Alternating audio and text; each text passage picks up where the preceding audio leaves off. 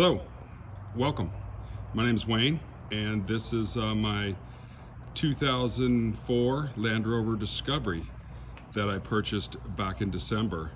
I first got the idea to buy a Land Rover years ago. I just loved the P38. Of course, I could never afford one.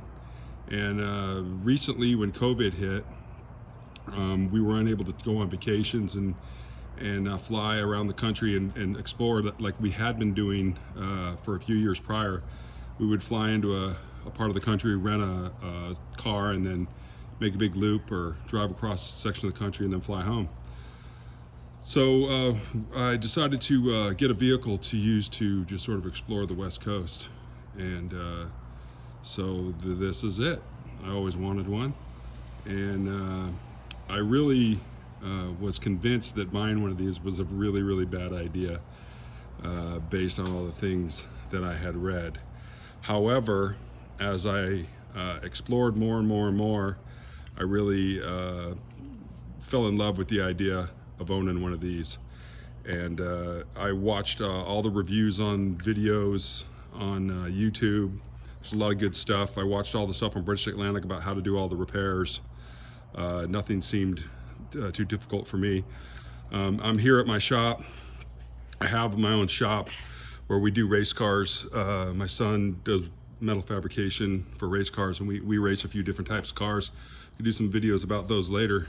But so we have the ability to work on cars, and so that makes owning one of these quite a bit easier.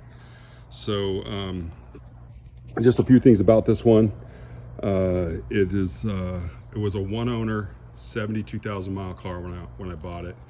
I was looking all around for one and drove a few. I was thinking about buying a broken one and fixing it and on, and then I still was convinced it wasn't a good idea, and I thought, well, I'll just let it go, and if something just happens to turn up, then I'll buy it. And this one happened to be right around the corner from my house. My wife comes back from a walk and says, hey, there's one of those Land Rovers around the corner. So I went over and put a note on it.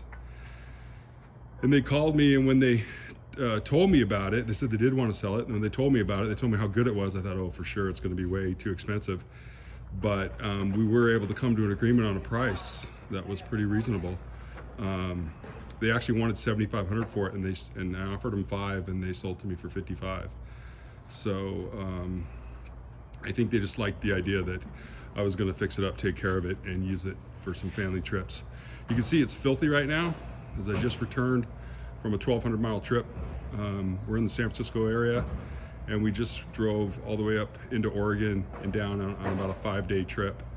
We got off-road a few times to get back to some trailheads at Fern Canyon and Oregon Redwood Trail, and a little bit of stuff behind Ashland, Oregon. So she got pretty dirty. We also were subject to some temperatures of 110 degrees coming down through Redding and Lake Shasta, and the car performed perfectly, didn't overheat. Oh, it looks like I got a delivery coming in. I'm gonna set this up. Yeah, so to continue, the vehicle performed real well in the hot temperatures. However, I have done quite a bit of work to this vehicle. When I was to purchase it, I brought it here, put it up on the lift, and really looked it over really well and drove it. And the only thing I found that was really perished was the ball joint. The rubber on the ball joints was all cracked and split. But underneath the car is beautifully clean. Everything looks really good condition. Had a teeny tiny oil leak from the valve cover. That's intermittent, doesn't rarely reach the ground. I rarely see any oil underneath it. Just pretty bizarre. Everything works with the exception of the one of the rear door locks, which I have the part. I just need to change it. But I just did all the full service on this thing that needed to be done. You know, spark plugs, oil change, upgraded to the Rotello 1540, put a new water pump in it, all new hoses, new coolant, and then on the front end I did new ball joints, new axles and CVs, and new brakes all the way around. Service the transmission with the filter, service the diff and the transfer case. So all the services are done on it. It runs really nicely. I put the hot weather thermostat in it as well, although I'm not sure how much difference that actually made. But it does stay cool even in hot weather. I think I saw like 212 degrees on the temperature gauge, on the ultra gauge, climbing in 110 degree weather, and that was about as high as it went. So that was all good, because I know the Achilles heel on these things is the aluminum engine, and if you overheat it, it is pretty much done for. So an ultra gauge is essential. If you're going to drive one of these, that would be the first thing I would do. The other thing I did, which I did right away, was the front drive shaft, of course. That was the first thing that I did. I didn't even drive it until I put the drive shaft in it, because it did have a little vibration in the front end, and I thought it might have been the drive shaft, but it turns out it was the CVs and axles that were actually causing the vibration. So now it cruises nicely at 72 miles an hour on the freeway, nice and smooth. If you get to 75, it doesn't like it. So, but it's good enough. 70 miles an hour is good enough on the freeway. It loves 2-lane, 55 mile an hour mountain roads. It's just, that's really where it's happy. It's very comfortable.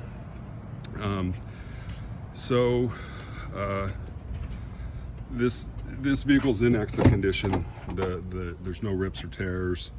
The only thing is the funky headliner, which I've been working on, but that's probably the only thing, other than the door lock, that's really wrong with it. I did install the ultra gauge, like I said. I think that's essential. The other thing that we do with this vehicle for road trips is this refrigerator. So we keep the Stay Cool. You can find reviews on this on YouTube as well, which is where it's a very affordable one. Also run it on the Jackery. So we plug the Jackery into the outlet here on the back, the 12 volt, and then plug the refrigerator into that. And so it has pass-through capability. And when we're driving, it's charging. When we stop, it runs off the battery, and it lasts. It'll last, if you drive a few hours a day, it lasts all day and then into the night. Then I just take it into the hotel with me and plug it in, and then we have everything in there with us, all of our drinks. And what's great about these is there's no ice. So there's just, it doesn't seem very big, but because you don't have to put ice in it, you can put a ton of stuff in it. So and then I can fit all my luggage and everything in here, and pull this so you can't see what's in here. There's plenty of room for that, and it's pretty secure, so really like that.